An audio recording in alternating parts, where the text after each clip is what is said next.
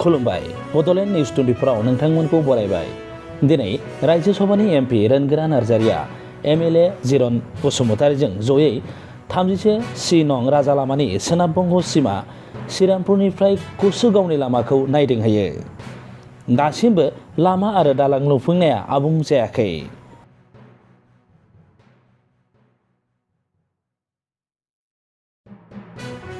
श्रीरामपुरनिफ्राय बरपेटा सेक्सननि नाहायनि पिडि प्रद्युत दासगुप्ता आरो देबान्जय दे simplex infrastructure लिमिटेडनि पिडिजों जयै लामा आरो दालां लुनाया गोबाव जानायखौ सावरायलायो।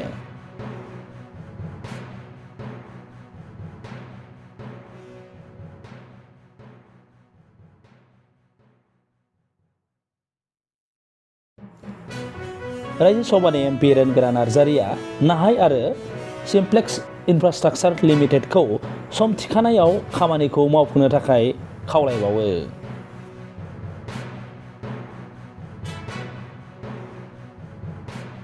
फिन बुंफिनदों दिनै राज्य सभानि एमपि रोनगोरा नार्जारिया एमएलए जिरन बसुमतारीजों जयै 31C नं राजा लामानि सोनाब बंग सीमा श्रीरामपुरनिफ्राय कसुगावनि लामाखौ नायदिंहैयो।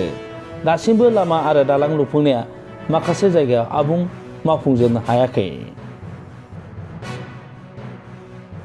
नोंथांमोना नायगासिनो दंमोन बड'लेण्ड निउज 24। गोजोन्थों।